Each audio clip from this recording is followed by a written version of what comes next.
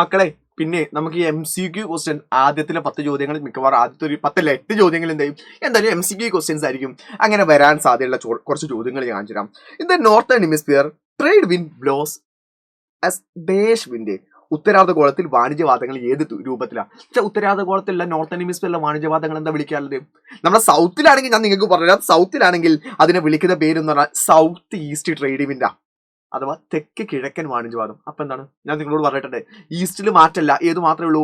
നോർത്തിന്റെ മാത്രമേ മാറ്റുള്ളൂ. സോ നമ്മുടെ റൈറ്റ് ആൻസർ നമ്മൾ കറക്റ്റ് ആയിട്ടുള്ള ഉത്തരം എന്ന് പറഞ്ഞാൽ നോർത്ത് ഈസ്റ്റ് അഥവാ വടക്ക് കിഴക്കൻ വാണിജ്യവാദമാണ് നോർത്ത് ഈസ്റ്റ് ട്രേഡ് വിൻഡ്. അടുത്ത ഞാൻ ചോദ്യം ചോദിക്കട്ടെ. അടുത്ത ചോദ്യം ഇതാണ്.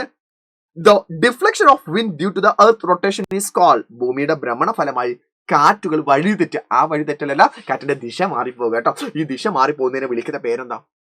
ഗ്രീൻ ഹൗസ് ആണോ? Oh no, Coriolis effect. Exactly അതിനെയാണ് കൊറിയോളിസ് എഫക്ട്, കൊറിയോളിസ് പ്രഭാവം എന്ന് പറയാം. എന്നാലേ ഞാൻ വേറെ ചോദ്യം തെറ്റ മക്കളെ, ഇത് നല്ല രസമുള്ള ചോദ്യം. Which of the following is the economic sustainable development goal?